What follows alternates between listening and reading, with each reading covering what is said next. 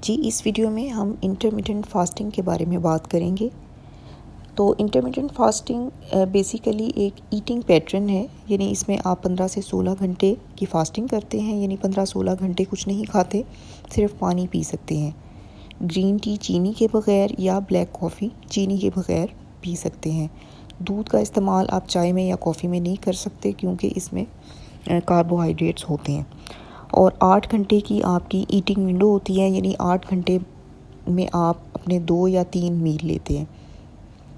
तो ये उसी तरह ही है जिस तरह हम मुसलमान रोज़ा रखते हैं।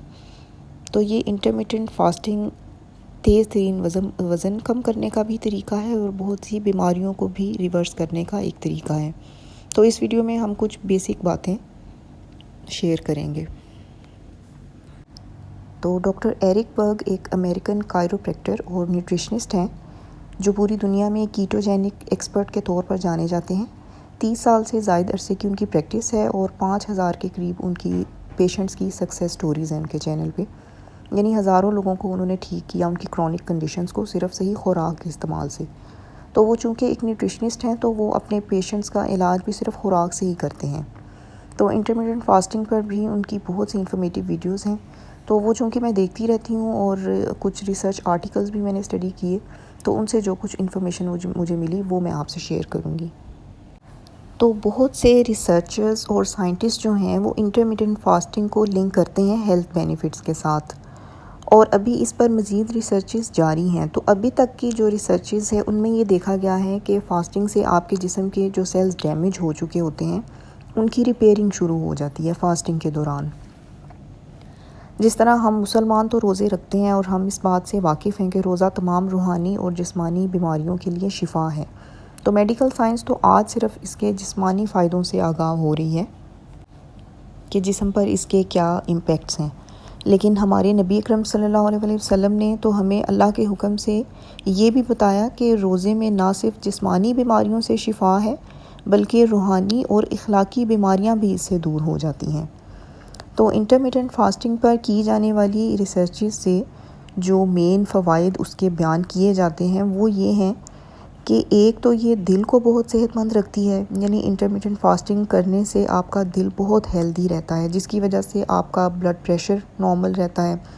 और दूसरा ये कि इंटरमिटेंट फास्टिंग से आपके जिस्म में इंसुलिन और शुगर का लेवल भी मेंटेन रहता है। तो अगर ये दोनों मेंटेन रहें तो साइंटिस्ट के मुताबिक आप हर बीमारी से ही बचे रहते हैं।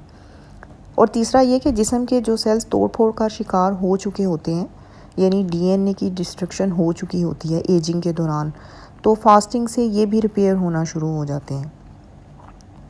और इंटरमिटेंट फास्टिंग के ज़रिए ब्रेन के सेल्स बहुत हेल्दी हो जाते हैं, और आपको पता है कि ब्रेन ही हमारे जिस्म का कंट्रोलिंग सेंटर है।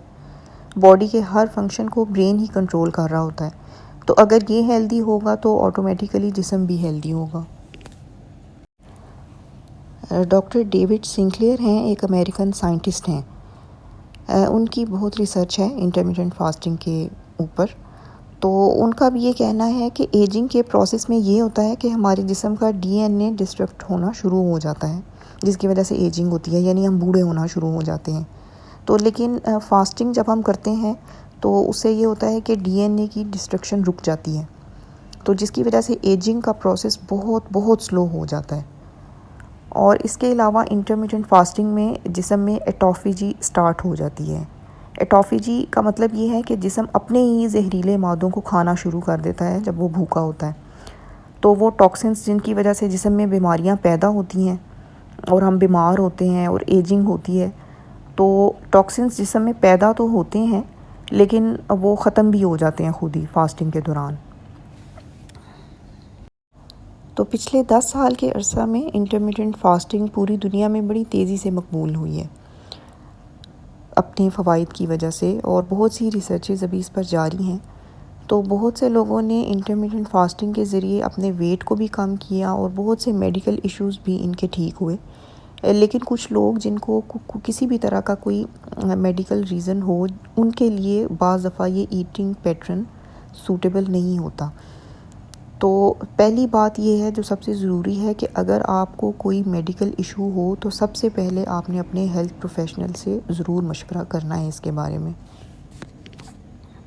जैसे अगर ग्रोइंग एज में जो बच्चे होते हैं या टीनेजर्स हैं, तो अगर वो ज़्यादा फास्टिंग करेंगे तो उससे न्यूट्रिशनल डेफिशिएंसीज़ का ख़तरा हो सकता है, क्योंकि वो ग्रोइंग एज में होते हैं और उनको काफ़ी मिनरल्स, विटामिन्स की ज़रूरत होती है, तो जिससे उनकी नॉर्मल ग्रोथ मुतासिर हो सकती है अगर वो लंबी फास्टिंग करें। और इसी तरह वो औरतें जो प्रेग्नेंट हैं या ब्रेस्ट फीडिंग मदर्स हैं, उनके लिए भी 15-16 घंटे फास्टिंग करना कुछ ठीक नहीं है, क्योंकि इसकी वजह से बहुत से विटामिन्स, मिनरल्स की कमी हो सकती है बॉडी में, जो बच्चे के लिए नुकसानदेह हो सकती है। और इसी तरह शुगर के पेशेंट्स हैं, उनके लिए इंटरमिटेंट फास्टिंग बेहद फ़ायदेमंद है, लेकिन इनको पहले ये देखना होगा कि अगर वो ऐसी मेडिसिन्स का या इंसुलिन का इस्तेमाल करते हैं जिसकी वजह से उनका शुगर लेवल कुछ घंटों बाद ड्रॉप हो जाता है, तो उनके लिए लंबी फास्टिंग मुश्किल हो सकती है। क्योंकि शुगर के पेशेंट्स में जो टाइप 1 के डायबिटीज़ हैं, यानी जिनमें इंसुलिन नहीं बन रही होती, तो उनमें अक्सर ये देखा जाता है कि बाज़ दफ़ा उनकी खुराक में अगर कमी बेशी हो या मेडिसिन्स के इस्तेमाल में अगर कुछ कमी बेशी हो जाए तो उनका शुगर लेवल फ्लक्चुएट करता रहता है, कभी बहुत हाई हो जाता है और कभी एकदम से बहुत लो हो जाता है। तो उनके लिए ज़रूरी है कि अपनी बॉडी की रिक्वायरमेंट को पहले समझें, तो उसके बाद आहिस्ता आहिस्ता अपने जिस्म को आदी बनाएं इंटरमिटेंट फास्टिंग के लिए। तो सबसे पहले 10 घंटे की फ़ास्टिंग वो शुरू करें और फिर आहिस्ता आहिस्ता उसको बढ़ाते जाएं और 15-16 घंटों तक ले जाएं। तो अगर वो इस टारगेट को अचीव कर लेते हैं, यानी 15-16 घंटे की फ़ास्टिंग तक ले जाते हैं अपने आप को, तो फिर उनके लिए बहुत ज़्यादा फ़ायदेमंद है, जिससे उनका शुगर लेवल मेंटेन रहना शुरू हो जाएगा। और अगर वो कुछ अर्सा में वो अपना HbA1c टेस्ट भी करवा के देखेंगे तो वो बहुत बेहतर होगा। लेकिन उसके लिए ये ज़रूरी है कि एकदम से लंबी फास्टिंग स्टार्ट नहीं करनी, आहिस्ता आहिस्ता अपने जिस्म को आदी बनाना है। तो उसके अलावा जिन लोगों में किसी भी तरह का ईटिंग डिसऑर्डर हो, वो भी पहले अपने डॉक्टर से ज़रूर मशवरा करें। ईटिंग डिसऑर्डर्स काफ़ी तरह के होते हैं, उन पे फिर कभी बात करेंगे तफसील से। अच्छा, अब जो लोग ये चाहते हैं कि उनका वज़न भी मेंटेन रहे और वो मोटापे का शिकार भी ना हो और हेल्दी और फिट रहें, और वो 1 या 2 माह बाद अपना वज़न करें तो आधा किलो या किलो कम ही हो, ज़्यादा ना हो, तो उन्हें चाहिए कि वो इंटरमिटेंट फास्टिंग ज़रूर शुरू करें। तो ये तो यकीनी बात है कि अगर आप अपनी खुराक को थोड़ा बहुत कंट्रोल रखते हैं, यानी बेतहाशा हर चीज़ खाते चले जाना और बेवक्त खाते चले जाना, अगर वो थोड़ा इस चीज़ को कंट्रोल कर लें और साथ इंटरमिटेंट फास्टिंग शुरू करें, तो वो ना सिर्फ अपना वज़न आसानी से कम कर सकते हैं, बल्कि अपनी बीमारी को रिवर्स करके एक सेहतमंद ज़िंदगी भी गुजार सकते हैं। लेकिन उसके लिए आपको कुछ बेसिक बातों का पता होना चाहिए ताकि आप इससे भरपूर फ़ायदा उठा सकें। तो जिन लोगों ने कभी इंटरमिटेंट फास्टिंग नहीं की, तो उनका जिस्म चूँकि इतनी लंबी फास्टिंग का आदी नहीं होता, तो आपने एकदम से 15-16 घंटे की फ़ास्टिंग स्टार्ट नहीं कर देनी, बल्कि पहले अपने जिस्म को इसके लिए यूज़ टू करना है, इसको आदी बनाना है पहले अपने जिस्म को। क्योंकि अगर आप एकदम से इतनी लंबी फास्टिंग शुरू कर देंगे तो फिर जिस्म चूँकि आदी नहीं होता, तो वो फिर रिएक्शन शो करता है, जिसके नतीजे में आप बीमार भी हो सकते हैं, जैसे इंतहाई कमज़ोरी का हो जाना या शुगर लेवल का ड्रॉप हो जाना। तो डॉक्टर एरिक बर्ग कुछ बेसिक्स बताते हैं अपनी वीडियो में, तो मैं वो सबसे पहले आपसे शेयर करूँगी। तो सबसे पहले आपने ये करना है कि अगर आप 3 टाइम खाने के आदी हैं और उन खानों के दरमियान में अगर आप स्नैक्स भी लेते हैं, यानी खानों के दरमियान में चाय, कॉफ़ी या फल वगैरह का इस्तेमाल करते हैं, या कोई और जूस या ड्रिंक या कोई भी चीज़ आप खाते हैं, तो सबसे पहले आपने ये करना है कि सिर्फ़ 3 खानों पर अपने आप को स्टिक कर लेना है। अपने आप को और कोई स्नैक्स खानों के दरमियान में आपने इस्तेमाल नहीं करना। 20 या 25 दिन या 1 माह बिल्कुल ऐसे ही करते रहें, 12 घंटे की फ़ास्टिंग के साथ। 12 घंटे की आपकी फ़ास्टिंग होगी और 12 घंटे की आपकी ईटिंग विंडो होगी। तो यानी 12 घंटे में 3 खाने आपने खाने और 12 घंटे की फ़ास्टिंग करनी है। तो जब आपका जिस्म इसका थोड़ा आदी हो जाए कि आप सिर्फ 3 टाइम खाना खा रहे हों और खानों के दरमियान में कोई स्नैकिंग ना कर रहे हों, तो इससे ये होगा कि आपको खानों के दरमियान में कोई और चीज़ खाने की क्रेविंग महसूस नहीं होगी और ऑटोमेटिकली आपकी भूख बहुत कम हो जाएगी।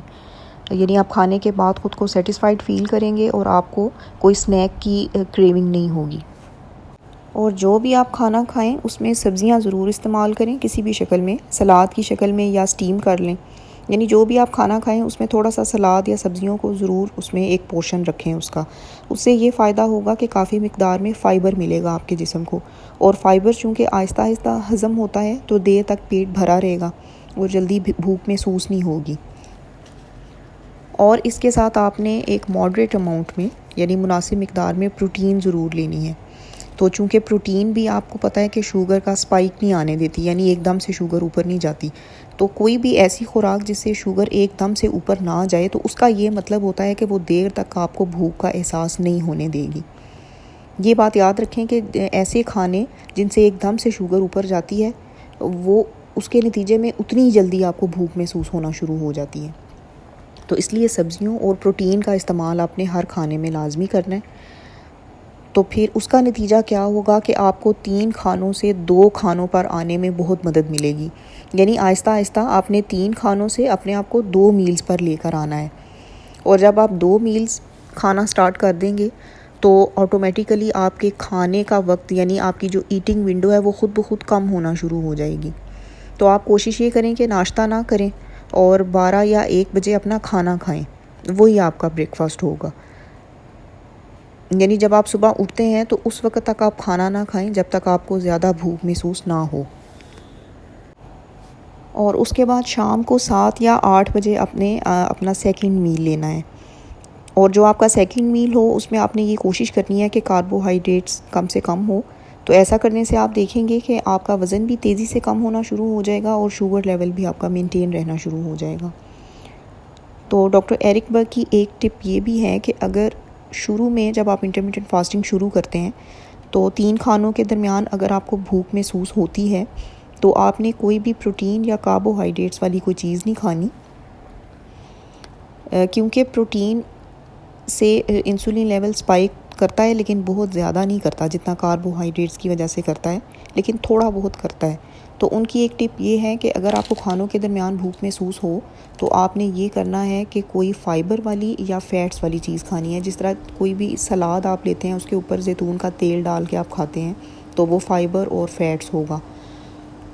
या कोई ऐसा फल खाना है जिसमें शुगर कंटेंट बहुत कम हो, तो उससे चूँकि आपकी इंसुलिन और शुगर का लेवल नहीं बढ़ेगा तो आपको अपने नेक्स्ट मील के वक्त तक आपको भूख ज़्यादा नहीं लगेगी। लेकिन आहिस्ता आहिस्ता आपने कोशिश करके ये खानों के दरमियान स्नैकिंग को टोटली अवॉइड कर लेना है।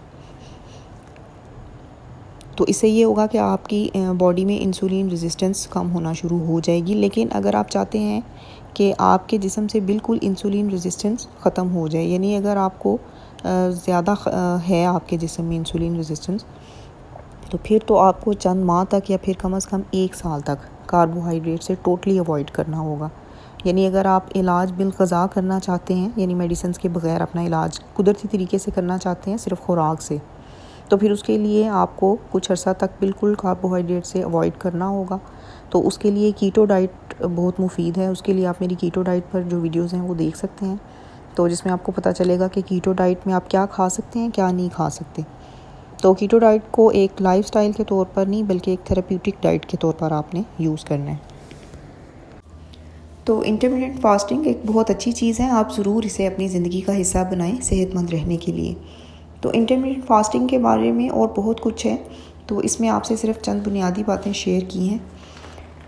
तो अगर आप पसंद करते हैं कि इस तरह की इन्फॉर्मेशन के साथ आप इन टच रहें और दुनिया की रिनाउंड साइंटिस्ट और डॉक्टर्स की इन्फॉर्मेशन मैं आपसे इसी तरह शेयर करती रहूं, तो आप फिर मुझे कमेंट्स में ज़रूर बताएं और चैनल को सब्सक्राइब कर लें।